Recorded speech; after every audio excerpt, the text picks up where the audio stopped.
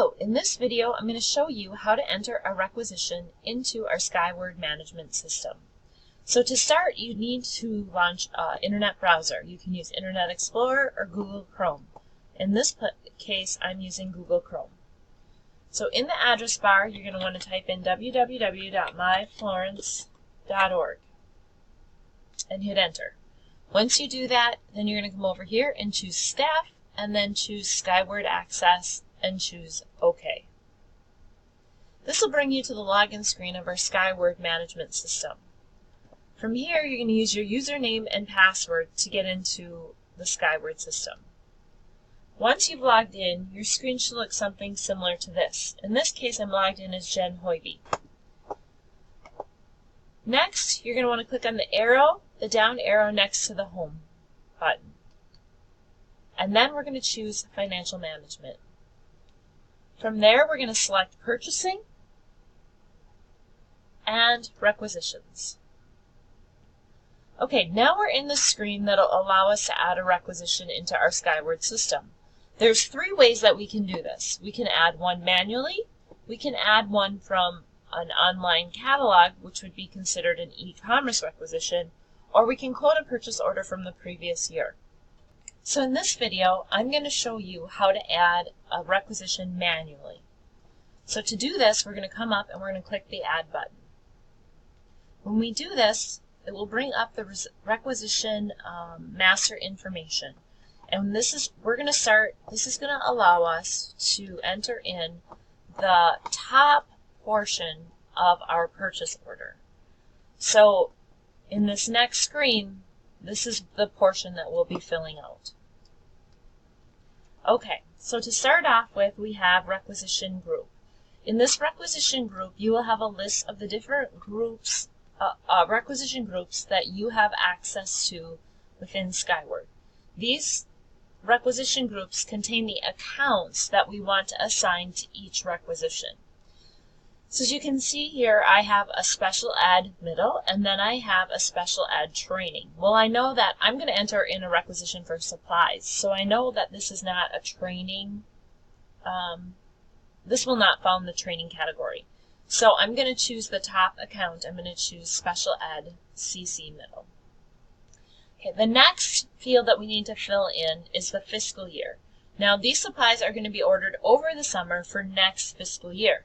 So what I want to do is I'm going to click on the year that we're currently in, and you'll get a drop-down box. I'm going to choose the 2018-2019 fiscal year, since these are supplies for next year. This next field is extremely important, and this allows the girls in the office to have our board reports all nice and neat and organized. So what you're going to need to do in this description field is turn on your cap lock. Then you're going to type in your first initial, your last name with a colon, then a space, and a brief description of what this requisition is for. So in this case, I'm ordering classroom supplies. So I'm just going to put in classroom supplies. I don't have to list every single supply that I'm buying in this description box. It just needs to be a brief overview. Next, I'm going to move down to the vendor field. In this case, I'm using Office Depot to purchase my supplies, so I'm going to choose Office Depot. The next two fields are the Ship To and the Attention fields. Those fields should automatically populate themselves. If they do not, please contact Amanda Yadro or Don Cody in the administration office and let them know so they can fix it. So from now on, it will automatically populate for you. The next field that we're going to choose is due date. In this due date field, since this is for next fiscal year, we want to put in the start of that next fiscal year, which is 7/1/2018. These are supplies that I want the girls to order for me over the summer vacation. So I'm going to choose 08/10/2018 for this date. Now, if this is a conference or something that's later on in the year, if I know the date of the conference, I can enter it here. If I don't know the date, I can just stick to the 8/10/2018. The next field that's important is the ship via. This ship via is going to tell the girls what to do with this requisition. So if I want this requisition to ship right now, I'm going to simply type in best way. If this is something that I don't want them to order over summer, maybe I'm going to order it in the fall, or maybe it's a conference I'm attending in winter. I'm going to type in the word hold, and hold will let them know that this is not something that we're ordering right now. It's something that we want to wait on until you let them know at a later date. This one, I'm going to want them to order over summer, so I'm going to set it to best way. The next step that we have is to add the detail, or the bottom portion of our PO. So if you look here, now we're going to start adding this bottom portion of our purchase order. Okay, so there's two ways that we can do that. We can save and add detail, which would allow us to add one thing. So if I just have one line item, I can choose save and add detail, and it'll give me that one line item that I can just key in. This order, I'm going to order more than one thing. So this will give us up to 5 lines that we can add items to the bottom portion of that requisition or purchase order. So I'm going to click Save and Add Mass Detail. Now, the next field that I'm going to fill out is this catalog field. This catalog field can be a little confusing. We don't actually want the catalog number here, but we want the item number from the catalog that we're actually ordering. So in here, I'm going to choose M. Okay, so I can see that this is already pre-populated. This is my part number to allow me to order my pens.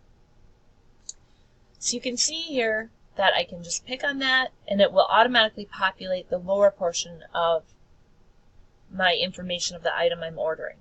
I can key in my quantity, 2. You can see that it's a box of pens, because that's what the unit of measure is. The unit cost is $3.29.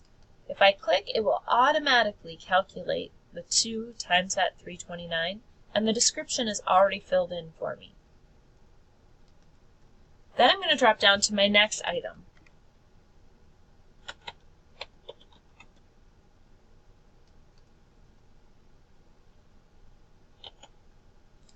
I just simply key in the item number from the catalog, the quantity that I want. This case, my unit measure is each. My unit cost, it automatically calculates the amount that I want. And then I simply key in a description of the item that I'm ordering. Okay, so those are the 2 things that I want to order on this requisition. But one thing that I don't want to forget is shipping. So I'm going to add shipping to my order. To do that, I simply key in the item number, or the item description as shipping. The quantity is 1 shipping.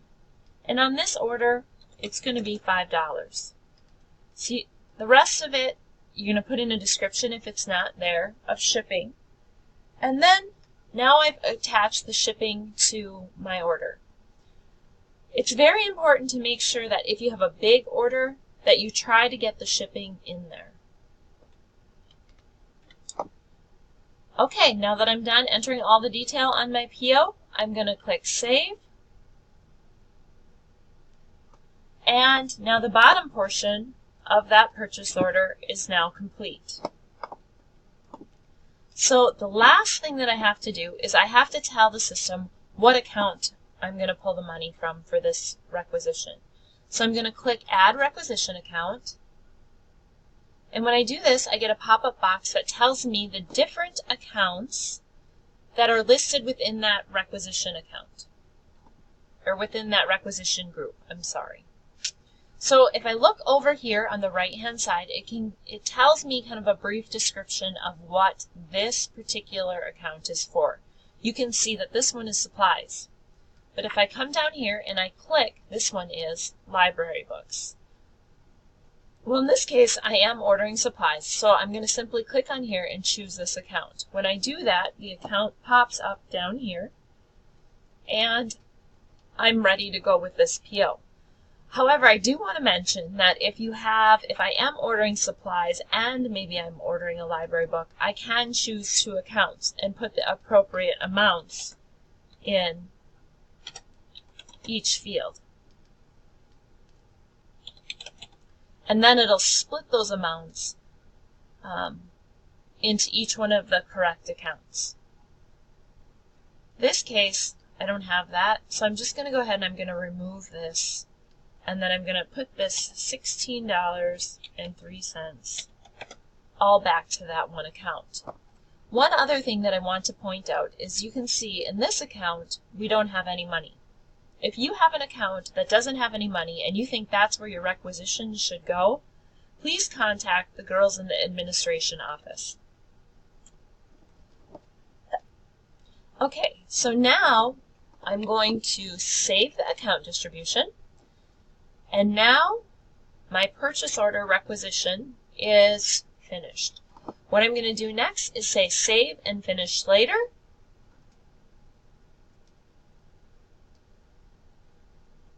And once I do that, it will pop back up on my screen and I have my requisition entered in. Once you have all of your requisitions for the year entered in, please contact Amanda Yadro and let her know, and she will review them. That's all for this video. Hope it helped. Thanks.